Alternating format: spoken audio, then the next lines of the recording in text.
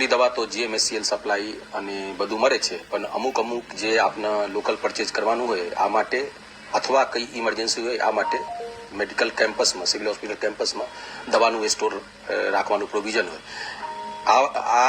આ મુદ્દે આપણે અહીંયા જે સુવિધા મેડિકલ સ્ટોરથી આની પહેલા ટેન્ડર કરેલું હતું અને આ ટેન્ડર મુજબ આ અત્યારે ચાલુ છે. આ ટેન્ડરની શરતો મુજબ પહેલા 3 વર્ષ પૂરું થઈ જાય તો 40% વધારો કરવાનું હતું ભારોમાં, એટલે 40% વધારો કરવામાં આવ્યું.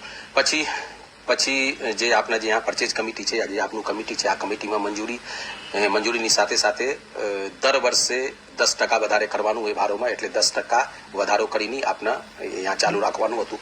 પછી જ્યારે આ પૂરું થાય ત્યારે 2020માં એક એન પ્રોક્યોરમાં ટેન્ડરનું આપણે અપલોડ કર્યું હતું, પણ અનફોર્ચ્યુનેટલી ત્યારે 2 પેઢી પાર્ટિસિપેટ કર્યું હતું અને 2 પેઢી પાર્ટિસિપેટ કર્યું હતું એટલે જે આપણું કમિટી છે, જે કમિટીનું સર્વાનુમતિથી આ ટેન્ડર આપણે નામંજૂર કર્યું હતું. સર, નિયમ શું છે? કેટલા વર્ષે ટેન્ડર બહાર પાડવું છે?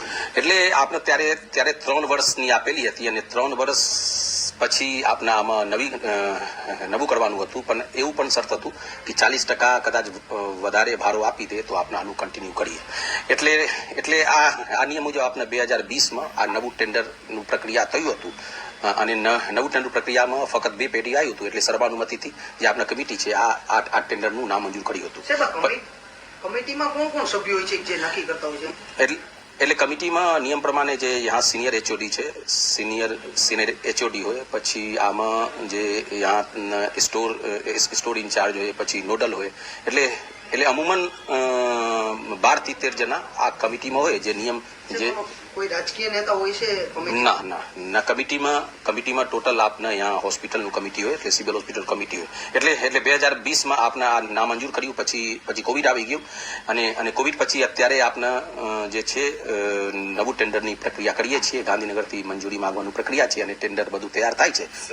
પછી આપણે આગળ વધવાનું. નિયમ મુજબ દર વર્ષે બહાર પાડવાનું હોય કે 3 વર્ષ? ત્યારે જ્યારે થયું હતું ત્યારે 3 વર્ષ માટે હતું, એટલે 3 વર્ષ પછી આપનું પાડવાનું હતું. એટલે 3 વર્ષના 40% વધારો આપ્યો એ લોકોએ? 3 વર્ષ પછી, એટલે 3 વર્ષ પૂરું થાય પછી 40% વધારે ભારો આપ્યું. અને અત્યારે આનું ભારો ઓલમોસ્ટ 3 લાખથી વધારે છે, 3,70,000 એવી છે.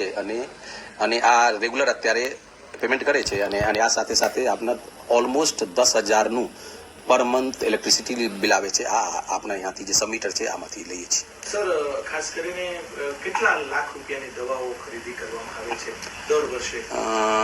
જો આ તો મોસ્ટલી તો હું હમણાં કીધું કે મોસ્ટલી આપણા પાસે GMSCL થી જે EDL હોય, જે એસેન્શિયલ ડ્રગ લિસ્ટ હોય, આમાંથી દવા મળે છે. પછી આપણા પાસે ટેન્ડર પણ હોય, એટલે ટેન્ડરથી આપનું ખરીદી કરી. પછી આની સાથે આપણા પાસે જે અત્યારે રેડ ક્રોસ છે, પહેલા પ્રધાનમંત્રી હતું, આમાંથી ખરીદી કરીએ છીએ.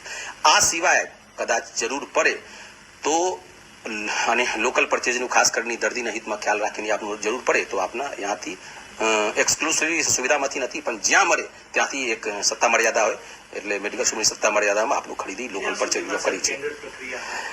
એટલે ટેન્ડર પ્રક્રિયા આપના શીઘ્રાથી શીઘ્ર કરવાનું છીએ.